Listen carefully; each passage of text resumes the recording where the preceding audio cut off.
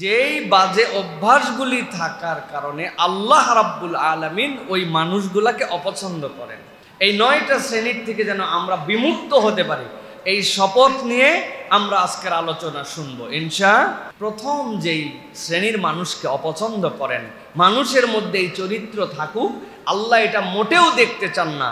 তার মধ্যে একটা হচ্ছে অহংকারী এবং দাম্ভিক। অহংকারী এবং দাম্ভিকের মধ্যে কিছু পার্থক্য আছে। আল্লাহ রাব্বুল আলামিন এটার একটা বর্ণনা দিয়েছেন। আমি আপনাদের কাছে 2-3টে আয়াতের কথা বলবো প্রিয় ভাইরা।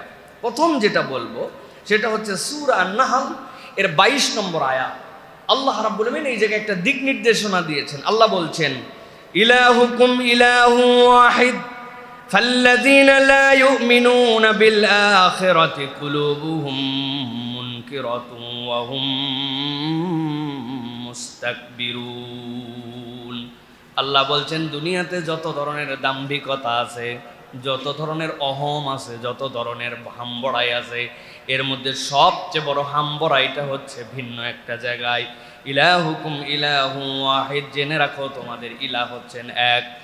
আল্লাহ রাব্বুল আমিন ছাড়া তোমাদের কোনো ইলাহ নাই, তোমাদের কোনো স্রষ্টা নাই, তোমাদের কোনো আইনদাতা নাই।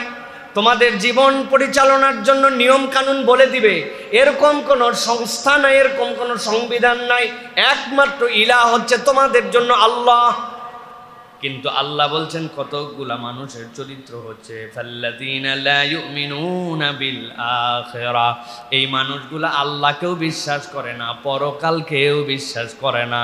আল্লাহ বলছেন ওই মানুষগুলার কুলুবুহুম মুনকিরাতুন ওয়া হুম মুস্তাকবিরুন, তাদের অন্তরগুলা সত্য বিমুখ আর তারা অহংকার প্রদর্শন করে।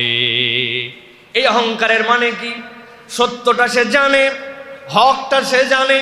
আল্লাহর দুনিয়াতে আল্লাহর নিয়মে যদি সমাজ চলে, শরিয়ার আইন যদি বাস্তবায়ন হয়, এর থেকে উত্তম কোনো আইন আর হতে পারে না, ওই মানুষ জানে। কিন্তু দুনিয়ায় অমুক দল তমুক পার্টি করার কারণে মুখ দেই, সত্য স্বীকার করতে পারে না, আবার নিজের পরিচয় মুসলমান দেয়। এরকম মুসলমান বাংলাদেশে নাই। বুঝে বলেন কারা তারা?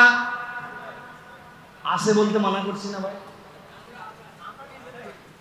আল্লাহ রাব্বুল আলামিন বলছেন, বান্দা ভালো করে বুঝে নাও, সত্যকে অস্বীকার করা, সত্য জানার পরে আমি মানব না, এইরকম একটা মন নিয়ে ঘোরাফেরা করা, নানান ধরনের অজুহাতকে উপস্থাপন করে সত্য থেকে দূরে সরে থাকা, আল্লাহ বলছেন আল্লাহর ভাষায় এটাও হচ্ছে অহংকার প্রদর্শন করা। আল্লাহর দুনিয়ায় এই শ্রেণীর মানুষে এখন ভরে গেছে, এরা আবার নিজেদেরকে মুসলমানও দাবি করে। আল্লাহ রাব্বুল আলামিন বলছেন দাম্ভিক হয়ো না। সূরা আন-নিসার মধ্যে খুব গভীর মনোযোগে খেয়াল করেন, আল্লাহ 5টা চ্যাপ্টারের কথা উল্লেখ করেছেন, এরপরে দাম্ভিকতার কথা বলছেন। কিসের সাথে কি মিলল? শুধু অনুবাদ করলাম কিন্তু অনুভব করলাম না। আল্লাহ রাব্বুল আলামিন বলছেন সূরা আন-নিসা 36 নম্বর আয়াতের মধ্যে আল্লাহ দাম্ভিকতার পরিচয় তুলে ধরতেছেন, ওয়া'বুদুল্লাহ ওয়া লা তুশরিকু বিহি শাইআ। দুনিয়ার মানুষ আমি 1 নম্বর দায়িত্ব দিলাম, ইবাদত করতে হলে একমাত্র আল্লাহর ইবাদত করো, তার সাথে কাউকে শরীক করো না, এটা তোমার ফার্স্ট ডিউটি। এরপরে রব্বুল আমিন দায়িত্ব জানাচ্ছেন ওয়াবিল ওয়ালিদাইনি ইহসানা, তোমাদের 3 নম্বর দায়িত্ব তোমার পিতা মাতার সাথে সদাচরণ করো। ওয়াবিদিল কুরবা ওয়াল ইয়াতামা ওয়াল মাসাকিন, দূরের মানুষের সাথে তোমার বিরাট সম্পর্ক। ফেসবুকে গল্প করে বেড়াই, পৃথিবীর এমন কোনো দেশ নাই যেখান থেকে আমার ফ্রেন্ড নাই। উনারে এমন ফ্রেন্ড দুনিয়াতে ছড়ায় পড়ছে, কিন্তু আল্লাহ বলছেন ওয়াবিদিল কুরবা, উনার নিকট আত্মীয়র সাথে উনার খবর নাই। উনার চাচতো ভাইরে উনি চিনে না, উনার ফুফাতো ভাইরে উনি চিনে না, উনার খালাতো ভাইরে চিনে না, উনার আত্মীয় স্বজনের খবর রাখে না। আল্লাহ বলতেছেন এইটা তোমার দ্বারা সম্ভব যদি হয় তাহলে তুমি আল্লাহর কাছে প্রিয় মুসলমান হতে পারো না। ওয়াবিদিল কুরবা ওয়াল ইয়াতামা ওয়াল মাসাকিন, এতিম মিসকিন ওয়াল জারি যিল কুরবা ওয়াল জারিল জুনুব ওয়াস সাহিবি বিল জামবি ওয়া ইবনিস সাবিল। আল্লাহ বলছেন তোমার সাথে প্রতিবেশীর সম্পর্ক কেমন? তোমার সাথে অসহায় মুসাফিরের সম্পর্ক কেমন, তোমার সাথে ওয়ামা মালাকাত আইমানুকুম, তোমার অধীনস্থ যারা থাকে তাদের সাথে তোমার বিহেভিয়ার কেমন। হুজুরের সামনে আসছে, মাথা নিচু হয়ে গেছে, হুজুর হুজুর করতে অবস্থা খারাপ। বড়লোক মানুষ, এলাকায় 4-5টা বাড়ি আছে, আপনার খবর আছে, উনার একটুখানি সম্পদ আছে, তার সামনে আপনি বিনয়ী, কিন্তু আপনার অধীনস্থর সাথে আপনার ব্যবহার কেমন, আপনার বাড়ির দারোয়ানের সাথে আপনার ব্যবহার কেমন, আপনার ড্রাইভারের সাথে ব্যবহার কেমন, আপনার কাজের মানুষটার সাথে ব্যবহার কেমন, আপনার প্রতিষ্ঠানে আপনার অধীনে যারা চাকরি করে তাদের সাথে আপনার ব্যবহার কেমন। আল্লাহ বলছেন, এই জায়গায় পয়েন্ট টু পয়েন্ট উল্লেখ করলাম। আল্লাহ এদের সাথে সদাচরণ করতে বলেছেন, ইন্নাল্লাহা লা ইউহিব্বু মান কানা মুখতালান ফাকুরা। আল্লাহ দাম্ভিক আর অহংকারীকে আল্লাহ পছন্দ করেন না। অহংকার মানে আমরা কি মাথার মধ্যে নিয়ে আসি? অহংকার মানে আমরা মাথার মধ্যে একটা সেন্স নিয়ে আসছি যে আমরা অহংকার মানে লোক দেখানো, ভাব দেখানো। কিন্তু এই ভাবের বাহিরেও আল্লাহ যে ক্ষেত্রগুলা বলে দিয়েছেন, তুমি তোমার নিকটাত্মীয়র সাথে কিরকম ব্যবহার করো, তোমার অধীনস্থর সাথে তোমার সম্পর্ক কেমন, তোমার চাকর বাকরের সাথে তোমার সম্পর্ক কেমন, প্রতিবেশীর সাথে তোমার মহব্বত কেমন, দুনিয়ার প্রতিবেশী তোমার মহব্বত, পাশের বাড়িওয়ালার সাথে তোমার দিল জাস্তি নাই, তোমার মহব্বত নাই, তার সাথে মুখ দেখা দেখি নাই। আল্লাহ বলছেন এগুলো হিসাব করো। এই হিসাবগুলো আল্লাহর কাছে আসবে তুমি দাম্ভিক কিনা। তুমি নিজে পরিচয় দিচ্ছ, না ভাই আমি মাটির মানুষ, আমি অহংকার নাই, কিন্তু এই সম্পর্কগুলো তোমার ঠিক না থাকলে আল্লাহর কাছে তুমি দাম্ভিক। খুব সাবধান। নিজেদেরকে আরেকবার জিজ্ঞাসা করেন রাত্রে শুয়ে, যে আমি যদি মরে যাই তো আমার চলে যাওয়ার পরে আমার অবর্তমানে আমার ব্যাপারে মানুষ কি জিজ্ঞাসা করবে, কি বলবে? আব্দুল্লাহ জাহাঙ্গীর রাহিমাহুল্লাহ এই কথাটা খুব বেশি করে বলতেন আমাদেরকে, যে বাবা মানুষের অবর্তমানে মানুষ গীবত করে, গীবত করা বিরাট গুনাহ, নিষেধ এইটা, কিন্তু আমি কি ক্যারেক্টারের মানুষ, যেই ক্যারেক্টারের কারণে আমি চলে যাওয়ার পরে মানুষ আমার ব্যাপারে বাজে কথা বলতে সাহস করে, তো আমার চরিত্রটাও তেমন হওয়া উচিত যে মানুষ চাইলেও আমার পিছনে গীবত করতে পারবে না। কি একটু ভাইবেন, একটু চুপচাপ করে ভাইবেন, আমি চলে গেলাম, আমি দুনিয়ায় নাই, আমি অবর্তমান, 10 জনের মজলিসে ছিলাম, উঠে গেলাম, পেছনে আমার ব্যাপারে সে কি বলে। বাপ রে বাপ, কথাবার্তার যা ভাব, খালি গল্প শোনায়, এইটুকু মুখ দিয়ে মানুষের বাড়ায়। এটা করা তার অনুচিত, কিন্তু উনার ভাবেই নাই কথা বলছে মানুষ, আমার চলাফেরার ধরনেই নেই কথা বলছে মানুষ, যে লোকটা আদবওয়ালা না, বেয়াদব। এখন সামনে বলা যায় না ভাই, কিন্তু বেয়াদব বলে কিনা মানুষ। এইটা বলার অধিকারটা আমি কেন দিলাম, এই সিচুয়েশনটা আমি কেন ক্রিয়েট করে দিলাম? নিজেকে এইভাবে মূল্যায়ন করলে সমাজটা সোনালী সমাজ হয়ে যেতে পারে। কিন্তু আমরা নিজেদেরটা দেখি না, আমরা খালি অপরেরটা দেখতে পাই, মানুষেরটা দেখতে পাই, নিজের ইহতেসাব কখনো আমরা করি না। একদম ছোট থেকে বড়, হুজুর থেকে বেহুজুর, সবার মধ্যে এটা চলে আসছে। ব্যক্তিগত ইহতেসাব আমাদের জীবনে নাই। প্রিয় ভাইয়েরা, এই জন্য আল্লাহ রাব্বুল আলামিন এই জায়গাটা আমাদেরকে বড় বেশি সাবধান করতেছেন। প্রিয় ভাইয়েরা, সুতরাং আমরা বলবো মানুষ কখনো মানুষের সাথে অহংকার করবে না। আর অহংকার কি নিয়ে আসে? ঈর্ষা নিয়ে আসে, হিংসা নিয়ে আসে। অহংকার থেকে মানুষের মধ্যে হিংসা চলে আসে। আমি বহুবার বলেছি, মানুষ এমন প্রাণী, সে যদি বুদ্ধি খাটায় আল্লাহ রাব্বুল আলামিন তাকে নিয়ামত বাড়ায় দেয়। আল্লাহ রাব্বুল আলামিন এই জন্য বলেছেন বান্দা হিংসা করবে না, বান্দা বুদ্ধি খাটাবে, বান্দা আল্লাহর কাছে কামনা করবে, আল্লাহর কাছে কামনা করলে রব্বুল আলামিন তাকে দিয়ে দিবেন। সুবহানাল্লাহ। মানুষ অপরের জন্য দোয়া করে না, অথচ নবীজি বলছেন কেউ যদি অপরের জন্য দোয়া করে, সে যদি অনুপস্থিত হয়, তাহলে অনুপস্থিতের দোয়া যা করে একটা ফেরেশতা আল্লাহর কাছে তার হয়ে সেই দোয়াগুলা করে। সুবহানাল্লাহ। অথচ আমরা হিংসা করে বসে আছি, আমাদের মধ্যে সব জায়গায় হিংসা। বহুদিন আগে একটা গল্প বলছিলাম আপনাদেরকে, যে মানুষ হিংসা না করে বুদ্ধি খাটালে মানুষ জিতে যায়। দুইটা অপরাধী এক রাজার দরবারে আসছে, দুইজনারই ফাঁসির ঘোষণা হয়ে গেছে। তাদের যে অপরাধ, এতে ফাঁসি না হলে আর কোনো উপায় নেই। এখন ফাঁসির যখন ঘোষণা হয়েছে, রাজা ডেকে তাকে বলছে যে প্রত্যেকটা মৃত্যুদণ্ডপ্রাপ্ত আসামির শেষ একটা ইচ্ছা, যদি সেটা সামঞ্জস্যশীল হয় তাহলে মেনে নেওয়া হবে। মানে এইটা বলা যাবে না যে আমার শেষ ইচ্ছা হচ্ছে আমাকে ফাঁসি দিয়েন না, এটা তো শেষ ইচ্ছা হলো না। তাইলে এর বাহিরে যে ইচ্ছা পোষণ করবে, সাধ্যের মধ্যে থাকলে এটা পূরণ করে দেওয়া হবে। রাজা বলছে তোমাদের শেষ কোনো ইচ্ছা থাকলে বলো। একজন মাথা কাটায় বলছে, সেই সময় খুব গরমের দিন, বলছে রাজা মশাই আমার কোনো ইচ্ছা নাই তেমন, তবে আমার একটা ইচ্ছা, যে আমি যখন মারা যাওয়ার আগে 1 গ্লাস খেজুরের রস খাইয়া মরতে চাই। রাজা চিন্তা করছে আগামীকালকে ফাঁসি, আর এটা চৈত্র মাস, 6 মাস বাকি আছে খেজুরের রস আসার, আর ব্যাককল কি বেকায়দা করে বলছে আমি খেজুরের রস কই পাওয়া যাবে। এখন রাজার কথার তো বেমুখ করা যাবে না, বেয়াদব তুমি বুদ্ধি খাটা এ কাম করছো না, আপনি যা বলছেন আমি যে এইটুকুই চাইছি। এই 6 মাস আর হায়াত এখন বলছে ঠিক আছে খেজুরের রস যেদিন হবে খাওয়া যা বলছি তাই মানা লাগবে। তো সাথে আরেকজন ছিল, রাজা চিন্তা করছে এরে তাড়াতাড়ি জিজ্ঞাসা করার লাগবে, কারণ এই নতুন কি বুদ্ধি করে আল্লাহ জানে। পরে বলছে তোমার শেষ ইচ্ছা কি তাড়াতাড়ি বলো। বলছে রাজা মশাই আমি মরাই যদি লাগে খেজুরের রস খাই কি আর গরুর গোস্ত খাই কি, মরা তো মরায়, এ খাওয়া দাওয়ার মধ্যে আমি নাই। আমার শুধু একটা ছোট্ট স্বপ্ন, আমাদের যে যুবরাজ এখন 10-11 বছর বয়স, সে যখন রাজা হিসেবে শপথ নেবে তার শপথটা দেখে আমি মরতে চাই। রাজা চিন্তা করছে ওরে বদমাইশ, এখন আমি ইয়াং, আমার বেটা ছোট, এ কবে শপথ নিবে, তারপরে আপনি যা বলছেন তাই ওয়াদা আপনি করছেন। তো এইটা একটা গল্প, কিন্তু আপনি একটু খেয়াল করে দেখেন, আপনি ঈর্ষা করেন না, আপনি হিংসা করেন না, আপনি একটু বুদ্ধি খাটাইছেন। তো বুদ্ধি খাটানো তো ইসলামের সব জায়গায় আছে, আল্লাহ রাব্বুল আলামিন সেটা পছন্দ করেন, কিন্তু আমরা দাম্ভিক, অহংকারী আর হিংসাকারী, এই কারণে নিজের নসিবেও নাই, অপরেরটাও কোনো কিছু আমি ক্ষতি করতে পারি না। এই হচ্ছে আমাদের বাস্তবতা। এই জন্য আল্লাহ বলতেছেন দাম্ভিক, অহংকারী, তার লেয়ারগুলো আমি বলে দিলাম, এইগুলার থেকে তুমি একটু বিমুক্ত হও, তুমি জান্নাতের ট্র্যাকে উঠে যাবে। সুবহানাল্লাহ। এটা হচ্ছে আমাদের 1 নম্বর। 2 নম্বরে আল্লাহ রাব্বুল আলামিন পছন্দ করেন না যেটা, সেটা হচ্ছে সীমা লঙ্ঘনকারী এবং জুলুমকারী। কি বলেন তো ভাই? যে সীমা লঙ্ঘন করে সেই জুলুম করে। আমি কিন্তু হিসাব করে এই শব্দ চয়েস করছি, সীমা লঙ্ঘনকারী এবং জুলুমকারী। কোরআন থেকে দলিল দিব আপনাদেরকে ইনশাআল্লাহ। তাহলে এই গুণ, এই দোষ যাদের মধ্যে, আল্লাহ তাদেরকে পছন্দ করেন না। আল্লাহ রাব্বুল আলামিন বলছেন সূরা বাকারা 190 নম্বর আয়াত, আল্লাহ রাব্বুল আলামিন বলছেন মুসলমানদের সাথে যখন কেউ যুদ্ধ বাঁধাতে আসে, এমন সিদ্ধান্ত নেয় যে মুসলিম জনপদের প্রতি আক্রমণ করে তাদেরকে হত্যা করে ফেলবে, তাদেরকে শেষ করে ফেলবে, ভালো করে সিচুয়েশনটা অনুভব করেন।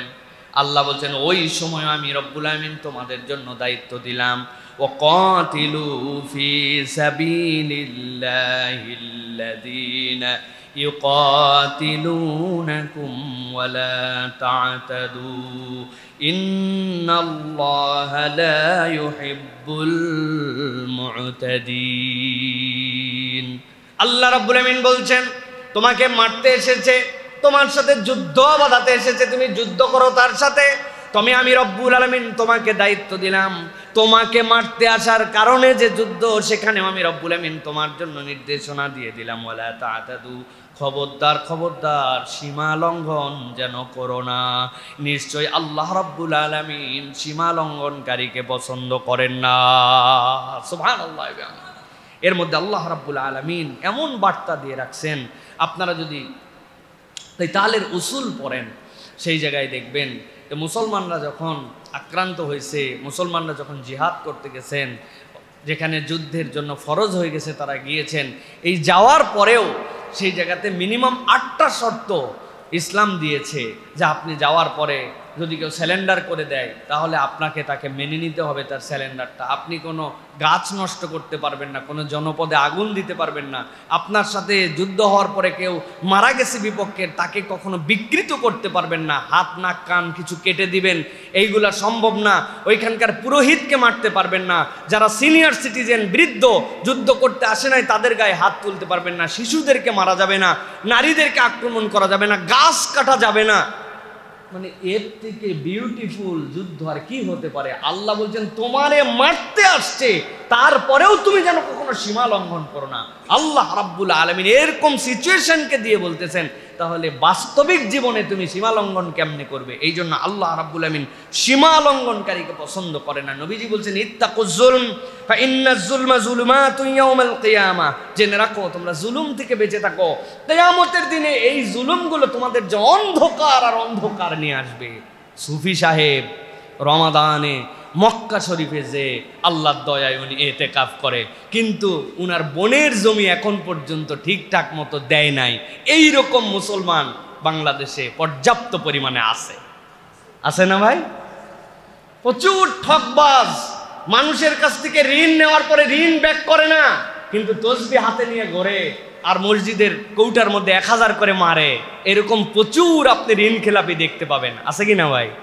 বলে তাতাদু, আল্লাহ বলছেন খবরদার সীমা লঙ্ঘন করো না, এই ধানাই পানায় আর 2 নম্বর করো না, এই জুলুম তুমি করো না। তুমি এই জুলুম যদি করো আল্লাহ রাব্বুল আলামিনের কাছে তোমার ধরা খাওয়া লাগবে প্রিয় ভাইরা। এই জন্য কোনো ধরনের জুলুম আমার সাথে যেন সম্পৃক্ত না হয়, এটা আমাকে মনে রাখতে হবে। জুলুম কেবল রাষ্ট্রীয় পর্যায়ে হয় না, নিচ থেকে উপর পর্যন্ত জুলুম হয়। সারা দেশ আপনার হাসি মুখ, আপনার দাঁত দেখলে মনে হয় ইরি বাবারে বাবা, হারপিক পাউডার দিয়ে দাঁত মাজা, এত চকচকা দাঁত, লোকজনের সাথে এত আন্তরিকতা। কিন্তু উনি যখন বইয়ের সাথে কথা বলে তখন উনার মানুষ মনে হয় না, উনাকে খ্যাকশিয়াল মনে হয়। এরকম স্বামী আছে কিনা? আবার বলে আছে। প্রিয় ভাইয়েরা, আপনি জুলুম করতেছেন, আপনার বাহিরে আপনার গল্পের টপিকের কোনো শেষ নাই। চায়ের পরে চা শেষ হয়ে যাচ্ছে, আপনার গল্প পুরাচ্ছে না। বাড়িতে গেলে উনার আর কোনো গল্প নাই, উনি বাড়ির মানুষের সাথে অন্যরকম মানুষ। এগুলা প্রত্যেকটা অধিকার নষ্ট করার জুলুম, বান্দার হক নষ্ট করার জুলুম। আমাদের এই জুলুমের থেকে যদি আমরা না বাঁচি তাহলে আমাদেরকে আল্লাহ রাব্বুল আলামিনের কাছে উত্তর দিতে হবে প্রিয় ভাইরা। এই জন্য ছোট কাটো প্রত্যেকটা ক্ষেত্রে আমাদেরকে সিনসিয়ার থাকতে হবে প্রিয় ভাইয়েরা। জুলুমের লেভেল আর কত কি বলবো, অনেক জুলুম আমরা দেখি, কিন্তু আসলে সামাজিক এই কারণে আমরা বুঝি না। আপনি থাকেন 5 তলায়, হ্যাঁ, রাস্তা একটা সামনে দিয়ে আপনার চলে গেছে, আপনি কান খোঁচাইছেন কটন বাড দিয়ে, হ্যাঁ, তুলার পাখি দিয়ে আপনি কান চুলকাইছেন। কটন বাড তো তুলার পাখি না, তুলার পাখি দিয়ে আপনি কান চুলকাইছেন। আর বাম হাতে ছিল আপনার মোবাইল, সেখান থেকে আপনি নিউজ ফিড করছেন। নিউজ মানে সংবাদ, ফিড মানে খাওয়ানো। আপনাকে সংবাদ খাওয়াইছে ওরা, বাম হাতে ঠেলে ঠেলে সংবাদ খাইছেন, আর ডান হাতে তুলার পাখি দিয়ে কান চুলকাইয়া জালনা দিয়ে খাট করে ফেলে দিয়েছেন। নিচে পড়বে কি সমস্যা, লোকজন ঝাড় দিবে। চিপস খাইছি, চিপসের প্যাকেট পালাই দিছি, চুল কাটছি ফালাই দিছি, উপর থেকে আমার এসির পানি দিয়া নিচ পর্যন্ত মানুষ বিপদগ্রস্ত হয়ে যাচ্ছে। তার কি অবস্থা হচ্ছে? I have not time to see that. আমার সেটা দেখার মতো সময় নাই, আমি আমার স্টাইলে লাইফ লিড করতেছি। রাত 12টার সময় চেয়ার একটা টান দিছি, এমন খেরখেরায় আমার বাচ্চা আমার ফ্ল্যাটে ঘুরতেছে, খেলবেই তো, নিচের মানুষের কি হবে না হবে দেখার সময় আছে কিনা। রাত 12টার পর লাফাচ্ছে, নিচের মানুষ কষ্ট পাচ্ছে। আপনার বেলকুনির ময়লা দিয়ে নিচের মানুষ ময়লা হয়ে যাচ্ছে। আপনি তাহাজ্জুদ গুজার, আপনি 5 ওয়াক্ত নামাজি, আপনি বান্দার হক নষ্ট করতেছেন। আল্লাহর কাছে এগুলোর হিসাব দেওয়া লাগবে। আমরা এগুলো হিসাবের মধ্যেই ধরি না, কথা ঠিক কিনা? আমরা এগুলো হিসাবের মধ্যেই ধরি না। চিন্তা করছি এটা আবার কোনো ব্যাপার নাকি? এগুলো কোনো সাবজেক্টই না আমাদের মধ্যে প্রিয় ভাইরা। এই জন্য আমাদেরকে প্রত্যেকটা ক্ষেত্রে আমার দ্বারা কোনো জুলুম হচ্ছে কিনা, আল্লাহর হক আল্লাহ মাফ করে দিবে। বান্দা ফজর পড়ে নাই, জোহর পড়ে নাই, আল্লাহ গফুরুর রহিম, তার কাছে তওবা করছে, আল্লাহ চাইলে পুরোটা মাফ করে দিবে। কিন্তু আপনি কোনো একটা মানুষকে কথা দিয়ে কষ্ট দিছেন, আচরণে কষ্ট দিছেন, জমিনা ফেরত দিয়ে কষ্ট দিছেন, আইল ঠেলে কষ্ট দিছেন, সানসেট বাড়ায় কষ্ট দিছেন, বান্দার হক নষ্ট করছেন। আল্লাহর কাছে আল্লাহ রাব্বুল আলামিন ওই বান্দা মাফ না করলে আল্লাহ মাফ করবেন না। হতে হতে মুফলেস হয়ে যেতে হবে, সোয়াবগুলা দিয়ে দিতে হবে, গুনাহগুলা নিয়ে নিতে হবে, নামাজ রোজা সব শেষ হয়ে যাবে। বান্দার হক, বোনের সাথে কি হিসাব বাকি আছে বরাবর করেন। ভাই মরে গেছিল, ভাস্তাদেরকে কেমনে ঠকাইছেন বরাবর করেন। সরকারের খাজনা খারিজ কি কি ধোকা দিয়া বাদ দিছেন, ওইগুলো হিসাব বরাবর করেন। আল্লাহ রাব্বুল আলামিনের কাছে তাছাড়া আটকায় যেতে হবে। আল্লাহ বলতেছেন এই সীমা লঙ্ঘনকারী জুলুমবাজ, আল্লাহ এদেরকে দেখেন না। হাসরের দিনে মানুষ যখন আমল নামা নিয়ে উঠবে, আল্লাহ রাব্বুল 3 ভাগে ভাগ করে ফেলবেন। এক শ্রেণীর আমল নামা, যাদের আমল নামার মধ্যে বান্দার হক নষ্ট নাই আর শিরিক নাই, আল্লাহ আলাদা করে ফেলবেন, এদেরকে বিনা হিসাবে আল্লাহ জান্নাত দিয়ে দিবেন।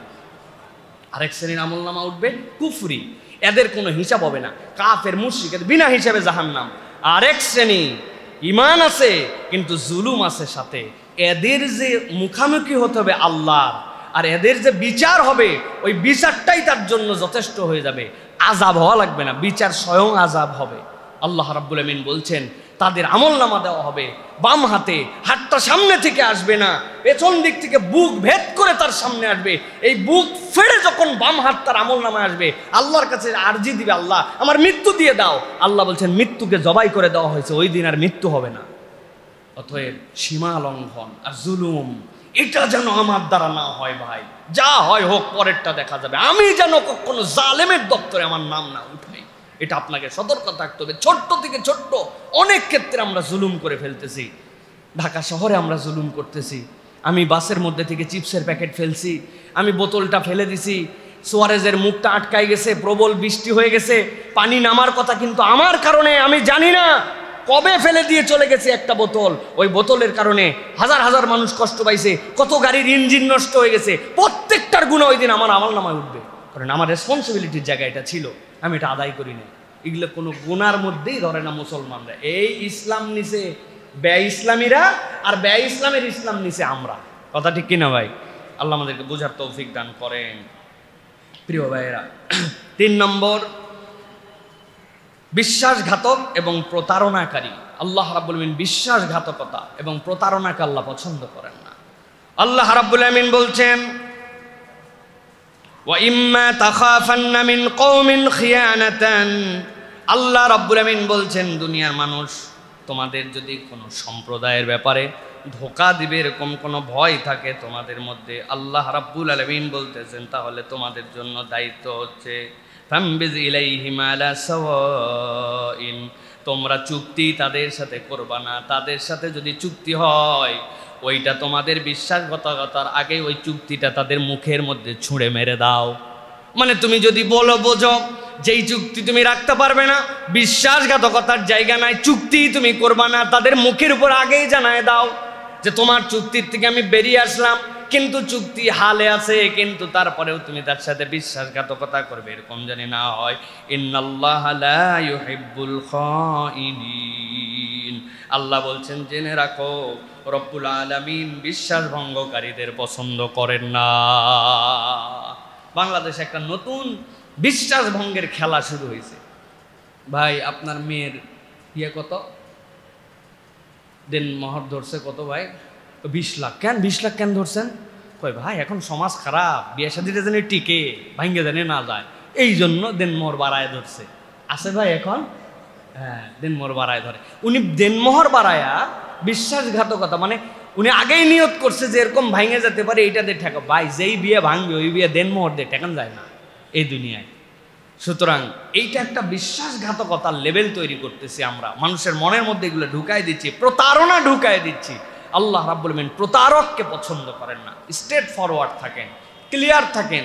দুইটা মানুষের কাছে সম্মান কম পেতে পারেন, কিন্তু আমি কোনো প্রতারণার আশ্রয় নেই না ভাই, এটাই সত্য, এটাই স্বাভাবিক, আমি এরকম করে চলাফেরা করি। আল্লাহ রাব্বুল আলামিন আপনাকে মহব্বত করবেন। দুনিয়ার সবাই আপনাকে বেমহব্বত করলে কিচ্ছু যায় আসে না, যার আছে আল্লাহ তার আর কারো লাগে না, ঠিক কিনা? এই জন্য প্রিয় ভাইরা, কখনো আমাদেরকে এই বিশ্বাস ভঙ্গকারীদের অন্তর্ভুক্ত হওয়া যাবে না। আমাদেরকে হিসাব মিলায় দেখতে হবে যে আমরা কোনো জায়গায় প্রতারণা করতেছি কিনা, কোনো জায়গায় বিশ্বাস ভঙ্গকারী আমরা হচ্ছে কিনা। এই বিশ্বাস ভঙ্গ জানি না হয় প্রিয়। এই যে আজকে ঘরে ঘরে পরকিয়া, কিসের কারণে? এই বিশ্বাস ভঙ্গতা আমাদের মধ্যে ছড়ায় পড়ছে। সুতরাং এইটা যেন আমাদের মধ্যে না হয়। আল্লাহ রাব্বুল আলামিন বলছেন, আল্লাহ রাব্বুল আলামিন এই মানুষকে পছন্দ করেন না, অতএব এখান থেকে আমাদেরকে বাঁচতে হবে। 4 নম্বরে, অপচয়কারী। আল্লাহ রাব্বুল আলামিন অপচয়কারীকে পছন্দ করেন না। এই অপচয়ের অনেক লেয়ার আছে, অনেক ক্ষেত্র আছে, অনেকগুলা এর বর্ণনা আছে। আল্লাহ রাব্বুল আলামিন কুরআনুল কারীমের মধ্যে বলছেন, সূরা আরাফ 31 নম্বর আয়াত, আল্লাহ রাব্বুল আলামিন বলছেন, ইয়া বানি আদম খুযু যিনাতাকুম ইনদা কুল্লি মাসজিদিন ওয়া কুলু ওয়াশরাবু ওয়া লা তুসরিফু ইন্নাহু লা ইউহিব্বুল মুসরিফিন। ও দুনিয়ার মানুষ, যখন তুমি মসজিদের দিকে আসবে তথা তোমরা যখন সালাতের জন্য আসবে, আমি রব্বুল আমিন দায়িত্ব দিলাম, খুযু যিনাতাকুম ইনদা কুল্লি মসজিদ, যেমন তেমন করে মসজিদে চলে এসো না। মসজিদে আসার জন্য তোমার যেন ড্রেস আপ গেট আপটা একটু সুন্দর হয়, পোশাক পরিচ্ছদটা যেন সুন্দর হয়, সাজসজ্জা গ্রহণ করো। মুফাসসিররা ব্যাখ্যা করেছেন, তাফসিরে কাবীরের ভিতরে এসেছে, তাফসিরে ইবনে কাসিরের ভিতরে এসেছে, বিভিন্ন তাফসিরের মধ্যে বর্ণনার মধ্যে এসেছে। আপনারা মসজিদের ডান পাশের আলমারিতে দেখবেন মারিফুল কোরআন, মারিফুল কোরআন খুলে দেখেন তাফসিরে আরাফের সূরা আরাফের 31 নম্বর আয়াতের তাফসির আল্লামা মহিউদ্দিন খান সাহেব অনুবাদ করছেন। বর্ণনা করা হচ্ছে, কোনো একটা বান্দা যেন হৃদয় থেকে অনুভব করে আমি মসজিদমুখী হয়েছি, এর জন্য তার পোশাক আশাকটার ন্যূনতম বিষয় পবিত্রতা, 2 নম্বর বিষয় তার জন্য যেন একটা সৌন্দর্য নিয়ে এসে মসজিদের মধ্যে আসে। তার কোনো পোশাক আশাক, শারীরিক কোনো কারণে অপর মুসল্লি যেন কষ্ট না পায়, এইটুকু তার ক্ষেত্রে আল্লাহর কাছে উপস্থাপন করতে হবে। এমন শরীরের দুর্গন্ধ নিয়ে আসছি, মানুষ তো বলতে পারে না, কিন্তু ওই মানুষটুকু সহ্যও করতে পারে না, তার গায়ের গন্ধটা এরকম, পোশাক যেইটা পরে আসছে কোনো সাইজ নাই সুইজ নাই, টুপি যেইটা পরছে এটা কবে ধুইছে মনেও করতে পারে না, এইরকম অপরিষ্কার অপরিচ্ছন্ন, জুতা তার পায়ের মধ্যে দুর্গন্ধ হতেই পারে, কিন্তু মোজাটা খুলে নিজের কানে গন্ধ, নিজের নাকে গন্ধ আসে না, কিন্তু মসজিদটা গন্ধ করে ফেলছে। আল্লাহ বলছেন এরকম যেন না হয়, আমি আল্লাহ রাব্বুল আমিন দায়িত্ব দিলাম, মসজিদে আসার ক্ষেত্রে তোমরা সাজসজ্জা গ্রহণ করো। আল্লাহ এরপরে বলছেন তবে জেনে রাখো, কুলু আশরাবু ওয়ালা তুসরিফু, খাও পানাহার করো কিন্তু কখনো অপচয় করো না। ইন্নাল্লাহা লা ইউহিব্বুল মুসরিফিন, দুনিয়ার মানুষ আল্লাহ রাব্বুল আমিন সকল ক্ষেত্রে ইসরাফকে পছন্দ করেন না। তোমরা যেন কখনো তাবজির করবে না, ইসরাফ করবে না। আল্লাহ রাব্বুল আলামিনের কাছে তুমি যদি একবার অপব্যয়কারী হিসেবে পরিগণিত হও, আল্লাহর অপছন্দের তালিকায় ঢুকে যাবা। কত ক্ষেত্র আমাদের আছে তাবজিরের, রাষ্ট্রীয় তাবজিরও আছে, ব্যক্তিগত তাবজিরও আছে। যে জায়গায় 104 জনের বহর নিয়ে গেছে, আপনি কল্পনা করতে পারছেন কি বড় পিকনিক টিম, কি বড় মার্কেটিং টিম, কি তার অ্যাচিভমেন্ট, কি তার অর্জন, দেশ কি পাইলো, এগুলোর হিসাব যদি দেওয়া লাগতো তাহলে সাহসও করতাম। অনেকের নাম থাকলেও বলতো ভাই আমার যাওয়া লাগবে না, কারণ আসার পর আমার জিজ্ঞাসা করবো আপনি যাওয়াতে দেশের কি উপকার হয়েছে আপনাকে বলতে হবে, কেননা প্রচুর পরিমাণ মাল পানি আপনি খরচ করে আসছেন। পিকনিক পার্টি এটাও তাবজির, যেরকম ঠিক একই রকম ভাবে একদম ওই মসজিদে ওযু করার সময়ও তাবজির করে আসছেন। প্রথমে কলটা ছেড়ে দিয়া এরপরে পা ভিজায় নিছে, পা ভিজায় কল এমন ফোর্সে মারা আছে মোটামুটি প্রত্যেক কুলির আগে 1 লিটার করে পানি শেষ। আর যদি ওনার গলা পরিষ্কার করার সময় থাকে তাইলে তো পুরাই বরবাদ। উনি করে পরিষ্কার করছে, এদিকে 2 লিটার নাই, মেসওয়াক ধুতে ধুতে 1.5 লিটার পানি নাই, মসজিদের ট্যাঙ্কি ফাঁকা আছে। ভাই আছে। এই যে তাবজির, ছোট থেকে বড় আমাদের তাবজির আর তাবজির, এইগুলো হচ্ছে ইসরাফ। আমরা সব জায়গাতে অপব্যয় করতেছি, এই অপব্যয় থেকে আমাদেরকে বাঁচতে হবে। আল্লাহ বলছেন ইন্নাল্লাহা লা ইউহিব্বুল মুসরিফিন, আল্লাহ অপব্যয়কারীকে পছন্দ করেন না। অতএব আমাদেরকে অপব্যয় করা যাবে না। এইটার আরেকটা দিক আছে, সেটা হচ্ছে আমরা অপব্যয় আর কৃপণতাটা বুঝি না।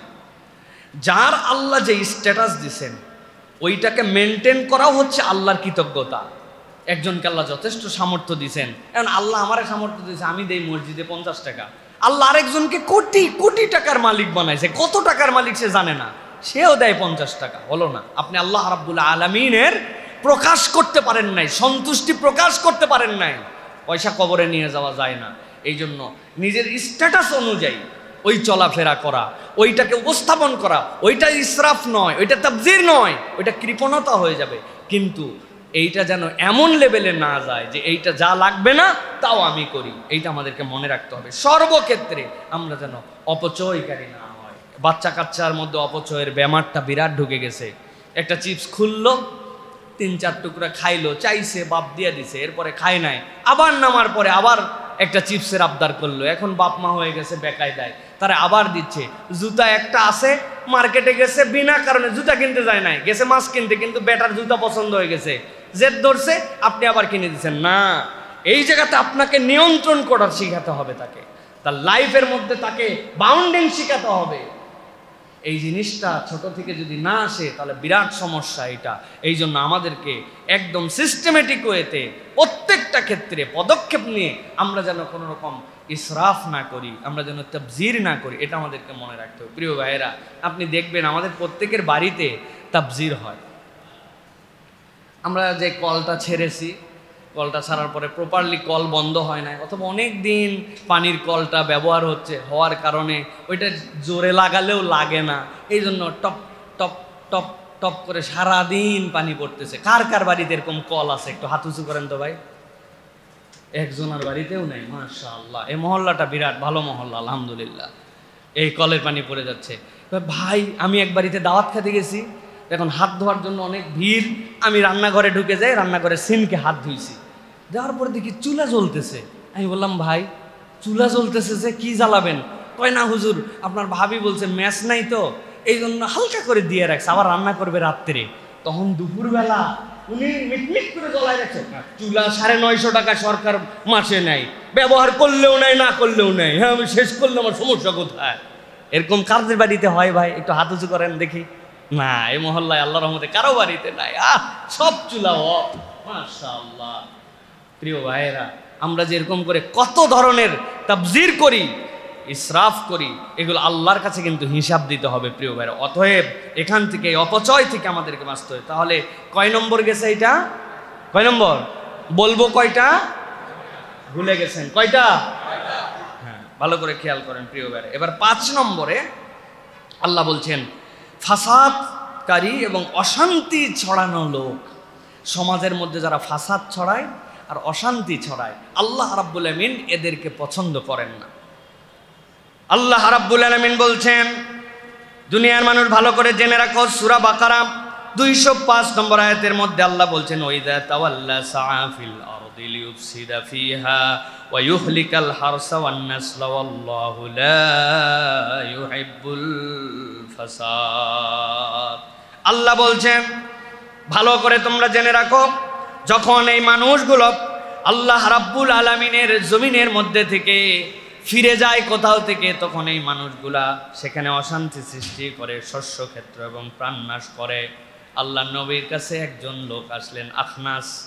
এই আখনাস এমন জায়গা থেকে আসলেন, আসার পরে নবী করিম সাল্লাল্লাহু আলাইহি ওয়াসাল্লামের কাছে ইসলামের এত প্রশংসা করলো, মুসলমানদের এত প্রশংসা করলো। নবীজি তাকে বলেন, আখনাস ইবনে শারিক, তুমি কি আল্লাহর কাছে ঈমান আনবে নাকি? আখনাস বলল, ইয়া রাসূলুল্লাহ, আমাকে ঈমান আনায় দেন। আল্লাহ নবীর হাতে হাতে ঈমান আনলো, কিন্তু ঈমানটা ছিল তার মুখ থেকে, ঈমানটা তার অন্তরে পৌঁছায় নাই। ওই মানুষটা যখন মদিনা থেকে দেশে ফিরে চলে যাচ্ছিল, যাওয়ার সময় মুসলমানদের তখন গম লাগানো, মুসলমানদের শস্য ক্ষেতগুলা তখন ভরপুর, তখন সে যাওয়ার সময় আগুন লাগায় দিল। আর যতগুলা প্রাণী পাইছে হাতের কাছে, তলোয়ারটা উন্মুক্ত করে সবগুলাকে কোপাইতে কোপাইতে মেরে ফেলে দিয়ে চলে গেছে। আল্লাহ রাব্বুল আমিন আয়াত অবতীর্ণ করে বলছেন, ওয়াইদা তাওয়াল্লা সাআ ফিল আরদি লিইউফসিদা ফিহা ওয়া ইউহলিকাল হারসা ওয়ান নাসল। ওই মানুষগুলা যারা ক্ষেত ধ্বংস করেছে, প্রাণী ধ্বংস করেছে, ফিরত যাওয়ার সময় ফাসাদ সৃষ্টি করেছে, জেনে রাখো এই ঈমান তার কোনো কাজ দিবে না। আল্লাহ রাব্বুল আমিন ফাসাদ সৃষ্টিকারীকে পছন্দ করেন না। সমাজে অশান্তি ছড়ায় দিবেন আপনি, সমাজে আপনি আপনার এমন কোনো অ্যাক্টিভিটিস দিবেন যে অ্যাক্টিভিটিসের দ্বারা সমাজের মধ্যে বিশৃঙ্খলা তৈরি হবে। আল্লাহ বলছেন এই ক্যারেক্টারিস্টিকের মানুষকে আল্লাহ পছন্দ করে না। প্রত্যেক সমাজে এরকম কিছু লোক থাকে, দেখবেন এই মানুষগুলো হচ্ছে কিলিকবাজ, এই মানুষগুলো হচ্ছে ফাসাদ সৃষ্টিকারী, এই মানুষগুলো সব সময় মানুষের মধ্যে যে এমন কাজ করে যেটার দ্বারা সমাজে বিশৃঙ্খলা তৈরি হয়। আর সে এক পাশের মধ্যে থাকে, ভাব নিয়ে থাকে, তাতে সুফি কেউ নাই, কিন্তু এর থেকে বড় মিসকা শয়তান আর নাই। এর কথা তার কাছে লাগায়, ওর কথা তার কাছে বলে, সারা দিন মাথার মধ্যে প্যাঁচ ঘোরে। এরকম কতগুলা লোক আছে না ভাই? দেখবেন আপনার কমিউনিটিতে আছে, আপনার দোকান মালিক সমিতিতে আছে, আপনার ফ্ল্যাটের কমিটির মধ্যে আছে, আপনার অঞ্চলের বাজার সমিতির মধ্যে আছে, মানে এরকম একটা লোক থাকবে, ডেঞ্জারাস লোক দেখবেন এইগুলা। আল্লাহ বলতেছেন, তুমি কিসের ইসলাম, কিসের মুসলমান হইছো? তোমার অন্তর তুমি পরিষ্কার করতে পারো নাই, রব্বুল আলামিনের কাছে তোমার ধরা খাওয়া লাগবে। অতএব এই চরিত্র যেন আমার না হয়। আমি হব শান্তির দূত, আমি হব অশান্তি দূরকারী। কোনো ঝগড়া, কোনো ঝাঁটি, কোনো কিছু আমি যেন, আমার দ্বারা যেন এটাকে আরো বড় না করে, এটা আপনাকে মনে রাখতে হবে। এই যে দারুসালামে এই জায়গায় কি গন্ডগোল হয়েছে, হওয়ার পরে বিরাট রাস্তার পাশে বাম পাশে 2 গাড়ি দাঁড়ায় চেতাচেতি চলতেছে। এখন বাসগুলা সব স্লো হয়ে গেছে। এক বাসওয়ালা গলা বাইর করে বলছে, যা রে ভাই, কিসের আপনারা মুখ দিয়ে কথা বলতেছেন? হাত থাকতে মুখ কি, হাত লাগান, হাত লাগান বলে ওই বাস আস্তে করে সাভারের দিকে চলে গেল। ও নামলো না কিছু না, কিন্তু একটু পিন দিয়ে গেল। হাত থাকতে মুখ দিয়ে কি মারেন, মারেন, দুইটা একটা ঝুল দিয়ে চলে গেল। মানে এই টাইপের খবিস টাইপের চরিত্রের মানুষ আপনি দেখবেন। কতগুলো মুখ দিয়ে গেল, কতগুলো বলেও না।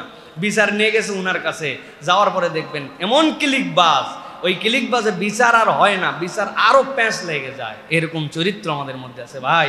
কবরে চলে যেতে হবে, যাওয়ার কোনো সময় সূচি নাই, যে কোনো সময় ডাক এসে যাবে। এইটা বলা সহজ, কিন্তু প্রভাব পড়ে না আমাদের জীবনে। আমার ক্ষেত্রেও প্রভাব পড়ে না। কত জানাজা দিলাম, কত লাশ ধোয়ালাম, কত মানুষের মৃত্যু সজ্জায় দেখলাম, কিন্তু আমি ওয়াজ করি কিন্তু আমার এফেক্ট হয় না। মরে গেলেই সব শেষ, সব শেষ ভাই, কি নিয়ে গেলাম? এটা একটু মনে রাখতে হবে যে আল্লাহ, আমি জীবনে কারোর মধ্যে ফাসাদ হোক, দ্বন্দ্ব হোক, খারাপ হোক, এইটা আমি চাই নাই। আল্লাহ আল্লাহ এই অন্তরওয়ালাকে আল্লাহ পছন্দ করেন। সুবহানাল্লাহ। এক সাহাবী আসছেন নবীজির কাছে, নবীজি বলছেন জান্নাতি। লোকজন চিন্তা করছে বাপ রে বাপ, কি এর যোগ্যতা। নবীজি দেখছেন পরের দিন আবার আসছিল, নবীজি বলছেন যে এখন আসবে সে জান্নাতি। দেখে কাকতালীয় ভাবে ওই লোকই গতকালকের বেটা। সাহাবায়ে কেরাম চিন্তা করছেন নবীজি তো অনেককেই জান্নাতের ঘোষণা দিয়েছেন। তৃতীয় দিনে সবাই বসে আছেন, আবু বকর, ওমর, ওসমান, ভিআইপি সাহাবী। নবীজি বলছেন এখন যে আসবে সে জান্নাতি। আল্লাহু আকবার। ওই লোক, যেই লোক প্রথম দিন দ্বিতীয় দিন, সাহাবীরা ঘাবড়ায় গেছে। জিরি বাবারে বাবা, কি করে, এর তো চেক দেওয়া দরকার। এক সাহাবী রাত্রেবেলা বুদ্ধি করে যায়, বলছে আপনার বাড়িতে একটু মেহমান হবো, আমার বাড়িতে বিরাট সমস্যা। আরে কি বলেন আপনি, থাকেন, খাওয়া দাওয়া করায়া। উনি তো মেহমান হয়ে গেছে ভিন্ন কারণে, দিনের বেলা নামাজ তো সবই আমাদের সাথে পড়ে, জেহাদ হলে তো একসাথেই যায়, দান খয়রাত তো নবীজি সামনে নেয়। এবারটা করে কি, নিশ্চয়ই যা করে রাত্রে করে। এই জন্য নবীজি 3 দিন জান্নাতি বলেছেন। সারা রাত পার হয়েছে, দেখে কি এই লোক সারা রাত জাগা, আর ওই লোক এশার নামাজের পরে ঘুম। বেলাল রাদিয়াল্লাহু তাআলা আজানের আগে উঠেই নেই, আজান হওয়ার পরে উঠে মসজিদে আসছে। মনটা খারাপ হয়ে গেছে। তো বলছে ভাই আসলে মেহমান হতে আসছিলাম, কিন্তু ভিন্ন কারণে আসছিলাম। কি ঘটনা কি বলেন না? বলে ভাই 3 দিন পর পর নবীজি বলছেন আপনার অনুপস্থিতিতে যে আসবে সে জান্নাতে। আগেই বলা আছে জন্য আপনি জানেন নাই। আল্লাহ নবী আপনারা জান্নাতি করে কি আমল করেন? রাত্রে আসলাম, না তাহাজ্জুদ, না এক্সট্রা জিকির আজকার, দেখলাম আমার আগে ঘুমালেন, সারা রাত জায়গায় থাকলাম, গোপন কি করেন জানার জন্য। কোষ খোস নাই, ওটা নাই, অজুর শব্দ নাই, ব্যাপার কি? কই ভাই যা দেখছেন তাই, কোনো আমল নাই আমার, এই পর্যন্তই। উনি যখন মসজিদ নববীর দিকে হেঁটে যাচ্ছেন, ডাক দিছে তখন, ভাই ভাই ভাই শোনেন শোনেন, কি হয়েছে? কই ভাই এইটা আমল কিনা আমি জানি না, তবে আমি একটা কাজ করে রাত্রে ঘুমাই। কি করেন? কই আমি যখন রাত্রে শুতে যাই, বিছানায় শোয়ার পরে নিজের শরীরটা ছেড়ে দিয়ে আল্লাহমুখী হই। আল্লাহমুখী হয়ে আল্লাহর কাছে বলি, আল্লাহ আজকে সারাদিনে যার যার সাথে আমার গন্ডগোল হয়েছে, মন ধরাধরি হয়েছে, কথা কাটাকাটি হয়েছে, মনে আমারে কষ্ট দিয়েছে, আল্লাহ আমি না মনে কিচ্ছু রাখলাম না, সবাইকে মাফ করে দিলাম, আল্লাহ তুমি আমারে মাফ করে দিও। উনি বলতেছেন আপনার তাহাজ্জুদ, আপনার এক্সট্রা আমল না থাকলেও আল্লাহ আপনার এই মানুষকে ক্ষমা করে দিয়ে মনের মধ্যে কিচ্ছু না রেখে এই ঘুমানোটুকুকে এত পছন্দ করেন যে আল্লাহর নবী ব্যাক টু ব্যাক 3 দিন আপনাকে জান্নাতি হিসাবে ঘোষণা করেছেন। আর আমরা পচা একটা অন্তর নিয়ে ঘুমাই, ঘুমানোর পরে চিন্তা করি আগামীকালকে কারে বাঁশ দেব, কারে পিন দিব, কেমনে কথার খেলা দেব, কেমনে মাইক দিব, কোত্থেকে বাঁশ তৈরি করা যায় আরো নতুন করে, এই সকল প্ল্যান করে এরপরে ঘুমাই গেছি, সকালবেলা দেখছে মরে গেছে। আল্লাহ আমাদেরকে এই ফাসাদ এবং অশান্তি ছড়ানোর তালিকার থেকে যেন আল্লাহ বের করে দেন। এরপরে হচ্ছে 6 নম্বরে আল্লাহ বলছেন আরেকটা শ্রেণীকে আল্লাহ পছন্দ করেন, অহেতুক উল্লাসকারী, বিনা কারণে, কোনো কারণ ছাড়া যারা শুধু উল্লাসিত জীবন যাপন করে, আল্লাহ রাব্বুল আমিন তাদেরকে পছন্দ করেন না। এটার একটা কঠিন উদাহরণ আল্লাহ দিয়েছেন। এই উল্লাসের ধরনটা কি হতে পারে? আল্লাহ রাব্বুল আমিন মুসা আলাইহিস সালামকে পয়গম্বর করে পাঠালেন, সহযোগী হিসাবে হারুন আলাইহিস সালামকে দিয়ে দিলেন। আল্লাহ রাব্বুল আমিন বলছেন ওই মুসার কওমের মধ্যে একজন লোক ছিল, বাপ রে বাপ, এত বড় লোক, এত ধনী। আল্লাহ বলছেন তার নাম ছিল কারুন। আল্লাহ নিজেই বলছেন এই কারুনের কত সম্পদ ছিল জানো নাকি? আল্লাহ রাব্বুল আমিন বলছেন ইন্না কারুনা মিন কওমি মূসা ফাবাগা আলাইহিম ওয়া আতাইনাহুম মিনাল কুনুজ। আল্লাহ বলছেন দুনিয়ার মানুষ জেনে রাখো, আল্লাহ রাব্বুল আমিন মূসাকে যেই কওমের মধ্যে থেকে পয়গম্বর বানালেন, ওই কওমের মধ্যেই কারুন নামে একজন লোক ছিল। আল্লাহ তাকে কানজুন, অনেক সম্পদ দিয়েছিলেন। কি পরিমাণ সম্পদ! মা ইন্না মাফাতিহাহু লাতানু বিল উসবা। আল্লাহ বলতেছেন এত পরিমাণ সম্পদ, অনেকগুলা লোক মিলেও তার সম্পদের সংরক্ষণাগারের তালার দেওয়ার পরে যে চাবিগুলা থাকতো, এই চাবিগুলা বহন করতে অক্ষম। কি পরিমাণ তাহলে তার সম্পদ! আল্লাহ বলছেন তার চাবি বহন করতে অনেক মানুষ লাগতো, সক্ষম হতো না। রব্বুল আমিন বলতেছেন উলিল কুওয়াতি ইয ক্বালা লাহু কওমুহু লা তাফরাহ ইন্নাল্লাহা লা ইউহিব্বুল ফারিহিন। দাওয়াত দিয়ে দিল, সম্পদে তোমার কোনো অভাব নাই, তোমার কওমের থেকেই আল্লাহ নবী প্রেরণ করেছেন, তুমি ঈমান এনে ফেলো। কিন্তু সে সাথে সাথে উচ্ছ্বাস প্রকাশ করে বলল, এই ঈমান আর এই মূসা আর এই হারুন এদের সাথে আমার কিসের সম্পর্ক? আমার এগুলা লাগবে না, যথেষ্ট আমার আছে। একটা অহংকার করলো, একটা উল্লাস প্রকাশ করলো। আল্লাহ বলেন ইন্নাল্লাহা লা ইউহিব্বুল ফারিহিন, জেনে রাখো তোমার আনন্দ ভালো, তোমার সম্পদ দিয়ে তোমাকে তৃপ্তি দিবে, কিন্তু এইটা তোমাকে যদি অযাচিত উল্লাসকারী বানায় দেয়, অন্তরের মধ্যে যদি তোমার আলাদা কোনো ভাব নিয়ে আসে, রব্বুল আলামিন এইটা পছন্দ করেন না। এই উল্লাস আল্লাহ কারুনকে দিয়ে উদাহরণ দিয়েছেন প্রিয় ভাইয়েরা, যে আমরা যেন অযাচিতভাবে আমার সম্পদের গড় বড়ায়ে, আমার হাম্বড়ায়ে, এইগুলাতে যেন আল্লাহ রাব্বুল আলামিনের অবাধ্যতার দিকে আমাকে না নিয়ে যায়। এটা আমাকে মনে রাখতে হবে প্রিয় ভাইয়েরা, যে আমার সম্পদ, আমার প্রভাব, আমার শারীরিক সক্ষমতা, আমার অবস্থান, এইগুলাতে যেন আমাকে এক্সট্রা উল্লাসকারী না বানায়, বরং মনে রাখতে হবে এই নিয়ামতটা আল্লাহ রাব্বুল আলামিনের দান, এটা আমার যোগ্যতা নয়, রব্বুল আলামিন আমাকে এটা অনার করে দিয়েছেন। ভাই, আপনারা যদি এরকম কিছু দেখে থাকেন তাহলে আমার সাথে মিলে গেলে আপনারা হোঁ বললেন। দুইটা চোখ আছে, নাক আছে, মাথা আছে, জামা কাপড়ও পরে, চলাফেরাও করে, কিন্তু এই লোককে মানুষ মানুষ না বলে পাগল বলে। এরকম কারোর সাথে আপনাদের জীবনে দেখা হয়েছে? ভাই, দেখা হয়েছে? পাগল সব আছে, দেখতে অনেকগুলা ডেঞ্জারাস সুন্দর, কিন্তু এই ব্রেনের তার একটুখানি এলোমেলো হয়ে গেছে, এই জন্য তার স্বাভাবিকতা নয়। আচ্ছা, দুনিয়ায় কেউ বলতে পারবে হিম্মত করে যে আমি আমার যোগ্যতায়, আমি আমার চাহিদায় আমি সুস্থ আছি, আর সে তার চাহিদায় পাগল হয়ে গেছে? সহজ না। সুস্থ মানুষ পাগল হয়ে গেছে, পাগলের রূপ নিয়ে ঘুরতেছে, আর আল্লাহ আমারে সুস্থ রাখছেন, এই চিন্তা করলেই তো আল্লাহ রাব্বুল আলামিনের কাছে কৃতজ্ঞতায় মাথা নিচু হয়ে যাওয়ার কথা, যে আল্লাহ চাইলে তুই আমারে পাগল বানাই দিতে পার, পাগল বানাই দিতে পার। আমি এরকম মানুষকে চিনি যাদের ফ্যামিলি বিশাল স্ট্যাটাসের, আপনি কল্পনাই করতে পারবেন না স্ট্যাটাসের লেভেল, নাম বলে দিলে আপনি চিনে ফেলবেন, আমি নাম বলতেছি না। তার ফ্যামিলিতে লোক, আপ্যায়ন, আদর, যত্ন, আত্মীয়দের সাথে সম্পর্ক, বাড়ি, ঢাকার বুকে রাজকীয় বাড়ি। আরে বাড়ি কি দেখছেন? বাড়ি কাকে বলে? কিন্তু সেই বাড়ির ভদ্রমহিলা কি কারণে হঠাৎ করে তার অসুস্থতার থেকে এখন এমন অস্বাভাবিক যে হাঁটে আর সিঁড়ি গুনে নিজের বাড়ির সিঁড়ি গুনে সারাদিন। মানুষজন তারা এখন পাগলি বলে ডাকতেছে, পাগল বলে ডাকতেছে।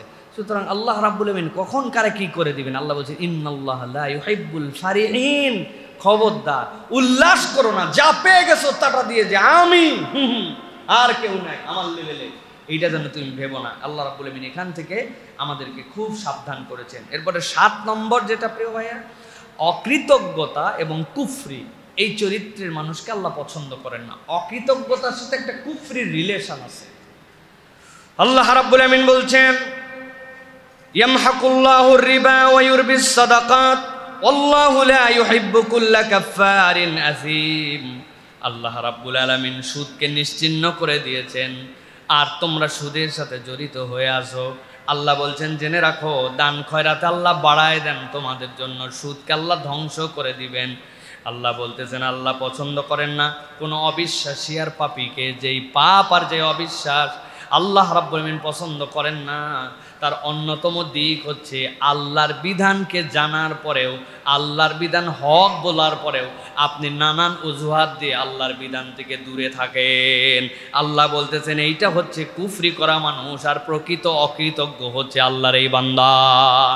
শত শত বোবা আছে, মুখ দিয়ে কথা বলতে পারে না। আল্লাহ আমাকে মুখ দিয়ে কথা বলার যোগ্যতা দিয়েছেন। আমি ব্যবসায়িক ক্ষেত্রে মিথ্যা কথা বলি, আমি আমার বক্তব্যের ক্ষেত্রে মিথ্যা কথা বলি, আমি আমার রাজনৈতিক ইশতেহার যেইটা দেই ওইটা বাস্তবায়ন করা সম্ভব না জানি, কিন্তু তারপরেও লোকের কাছে মিথ্যা প্রতিশ্রুতি দিয়ে ভোটে দাঁড়ায়।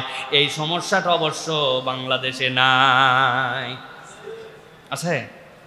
এবার হিসাব মিলাই নিন, এবার হিসাবটা মিলাই নিন যে ভাই ইশতেহারটা যদি দিচ্ছেন বুঝায় দেন, তাহলে আন্দা গন্দা মাইরেন না। ক্যালকুলেশন করে বুঝাই দিয়েন যে হিসাবটা কেমনে বরাবর করবেন। আপনি যেটা ফাও কথা বলতেছেন, এই ফাও কথার দিন শেষ। কার্যকর কথা আপনাকে বলতে হবে, প্রতিশ্রুতি আপনাকে আদায় করে নিতে হবে। এই মানুষগুলাকে জনগণ জবাবদিহির মুখোমুখি করে না, এই জন্য এরা বারবারে ফ্যাসিস্ট হয়ে যায়। নতুন আর কোনো ফ্যাসিস্ট সৃষ্টি হতে দেওয়া যাবে না, ঠিক কিনা? এটা আমাদেরকে এনশিওর করতে হবে, তাদেরকে জবাবদিহিতার মানদণ্ডে নিয়ে আসতে হবে। আল্লাহ বলতেছেন খবরদার তোমরা অকৃতজ্ঞ এবং কুফরি করা মানুষ হয় না। আল্লাহ বলছেন ওয়াতাকুম মিন কুল্লি মা সাআলতুমুহু ওয়া ইন তাউদ্দু নি'মাতাল্লাহি লা তুহসুহা ইন্নাল ইনসানা লাযালুমুন কাফার। আল্লাহ বলছেন তোমার যা চাইছো আমি সব তোমারে দিছি। আল্লাহর নিয়ামত গুণে শেষ করতে পারবে না, অথচ মানুষ অন্যায়কারী এবং অকৃতজ্ঞ। মানুষ অকৃতজ্ঞ। সারা রাত যে আল্লাহ অক্সিজেন দিয়ে বাঁচায় রাখলো, ওই আল্লাহর জন্য ফজরে আমাদের দিল টানে না, ঠিক না ভাই? যে আল্লাহ রাব্বুল আলামিন আমাকে টাকা পয়সা দিল, ওই আল্লাহর জন্য আমার পকেট থেকে টাকা বের হয় না। যে আল্লাহ রাব্বুল আলামিনকে সুস্থ রাখলেন, ওই কৃতজ্ঞতায় আল্লাহ রাব্বুল আলামিনের কাছে আমি, তার আইনের কাছে আমি সমর্পিত হতে পারি না, যা সীমিত স্বার্থের জন্য, সীমিত বুঝের অভাবের জন্য। আল্লাহ বলছেন এই চরিত্রের মানুষ আমি পছন্দ করি না। অতএব আমাদেরকে এখান থেকে বেরিয়ে আসতে হবে প্রিয় ভাইয়েরা। আল্লাহ রাব্বুল আলামিন সর্বশেষ বান্দাদের জন্য বলছেন পাপাচারী এবং গুনাহে যারা নিমগ্ন, এই মানুষগুলাকে আল্লাহ রাব্বুল আলামিন পছন্দ করে না। ভালো করে শব্দটা বুঝে নেন, পাপাচারী গুনাহে নিমগ্ন। পাপ সকলের থাকবে কিন্তু নিমগ্নতা থাকবে না। জানছি পাপ, ফেরত আসছি, পাপ ছিল ছেড়ে দিছি, না বুঝে করছি, ক্ষমা চেয়ে নিছি, নিমগ্নতা যেন না থাকে। আল্লাহ রাব্বুল আলামিন ভয়ঙ্কর শব্দ ব্যবহার করেছেন সূরা ফাতির 36 নম্বর আয়াতের মধ্যে। আল্লাহ বলছেন ওয়াল্লাযীনা কাফারু লাহুম নারু জাহান্নাম লা ইউকদা আলাইহিম فيموتوا ولا يخفف عنهم من عذابها كذلك نجزي كل كفور। রব্বুল আমিন বলছেন দুনিয়ার মানুষ ভালো করে সাবধান হয়ে যাও, যারা কাফের হয়েছে, আল্লাহর বিধানকে অস্বীকার করেছে, দিন থেকে বেরিয়ে গিয়েছে, আল্লাহ বলছেন তাদের জন্য জাহান্নামের আগুন, তাদের মৃত্যুর আদেশও দেওয়া হবে না, তারা মরে যাবে, তাদের থেকে শাস্তিও লাঘব করা হবে না। এই রকম নয় যে আযাব দিতে দিতে মরে গেল, একবার মৃত্যুর মাধ্যমে যেই উত্থান হবে, এই উত্থানের পরে আর তোমার জন্য মৃত্যু আসবে না।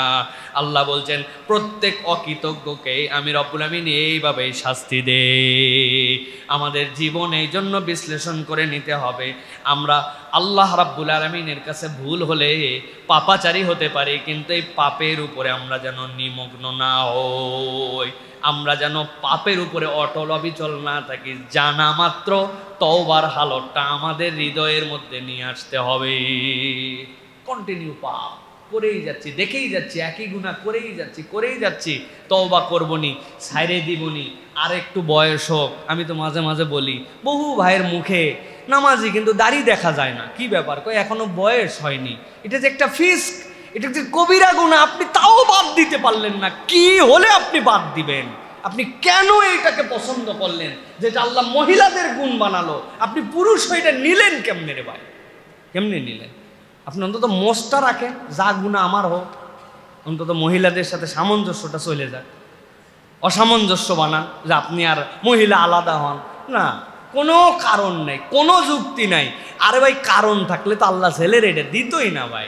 আর আপনি আবার উল্টা বলতেছেন। এইটাই শুধু একমাত্র না, এরকম অনেক পাপ আছে আমাদের মধ্যে, যেইগুলো আমরা পাপের মধ্যেই আছি, আমরা ওখান থেকে আর বেরোতে পারতেছি না। আমরা আল্লাহ বলতেছেন পাপ থাকবে, বান্দার আল্লাহর কাছে ক্ষমা চাইবে।